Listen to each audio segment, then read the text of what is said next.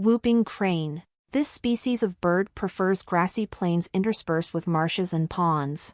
It's highly opportunistic and will eat frogs, fish, mollusks, small mammals, and crustaceans.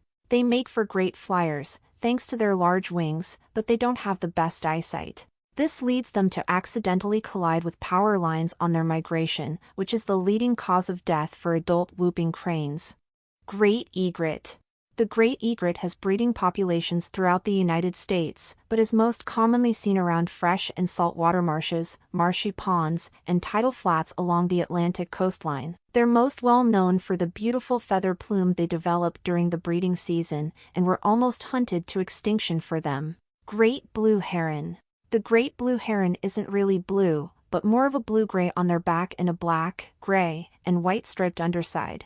They feed mostly on small fish in their aquatic habitat, but will happily eat a variety of foods. It relies on strong and powerful wing beats to remain in flight and follows a very steady path in the sky, which is certainly helped by their wingspan that's nearly twice their length.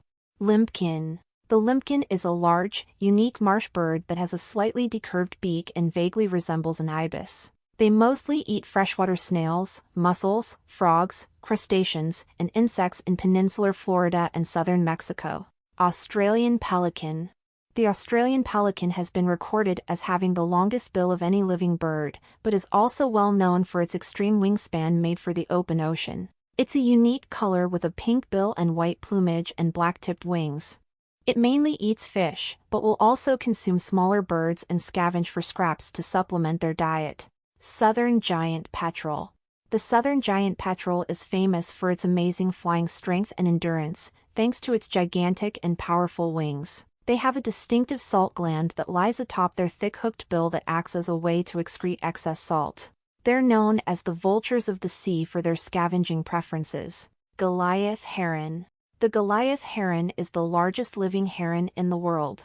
It's highly aquatic and rarely ventures far from a water source. It prefers to fly along waterways rather than move over land, as water provides more updrafts for them to use when soaring.